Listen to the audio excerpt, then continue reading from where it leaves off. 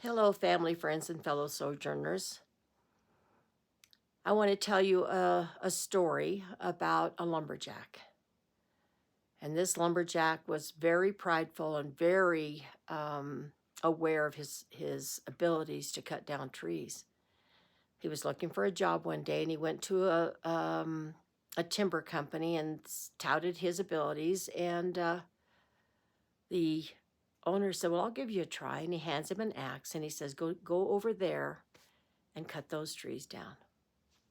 Well, by the end of the day, that lumberjack had cut down 18 trees all by himself.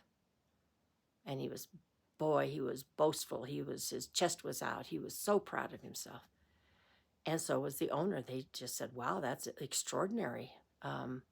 Yes, you've got the job." Now, the next day when he went back, the owner said, "Okay, go cut those trees over there."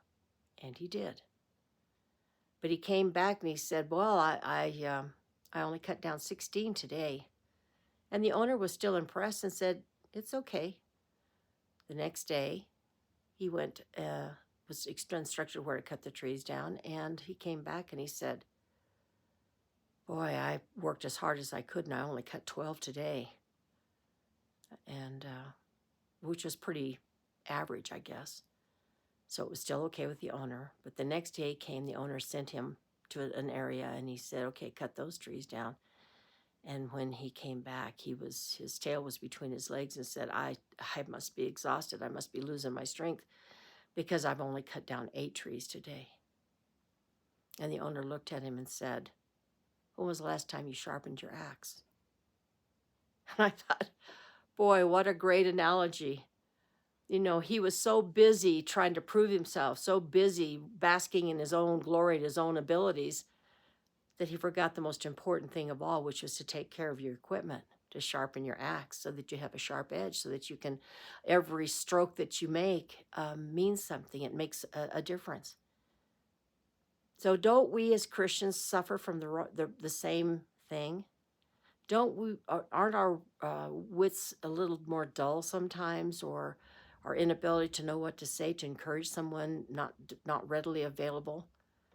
And then you'd have to ask yourself, when was the last time you sharpened your axe? When was the last time you spent in the Word, or having fellowship with God Himself, or encouraging someone and speaking with knowledge and your hand on the pulse of that person's feelings, and being able to direct and guide them, or even to admonish them?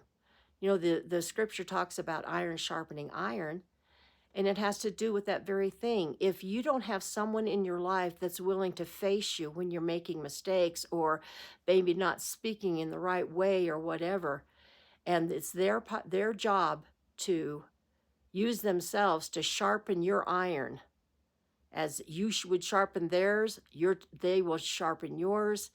But if you're not having that kind of fellowship with somebody that can be honest with you and encourage you in the right way, then you're no different than that lumberjack that forgot to sharpen his axe. So I would encourage you to spend time with the Lord, to know His Word, so that you might be utilized in a powerful way to help those that maybe can't see the forest for the trees, and they need to have a come to Jesus meeting and recognize that they're doing it with their own power, their own understanding, their own strength. And because of that, they're not getting anywhere. So which scenario do you like best? Do you want to be that dull-witted, dull-axed lumberjack, or do you want to be one that is sharpening your iron or sharpening your skills every single day so that you might be utilized powerfully? Just food for thought. See what you think. Take care now. God bless you. Bye-bye.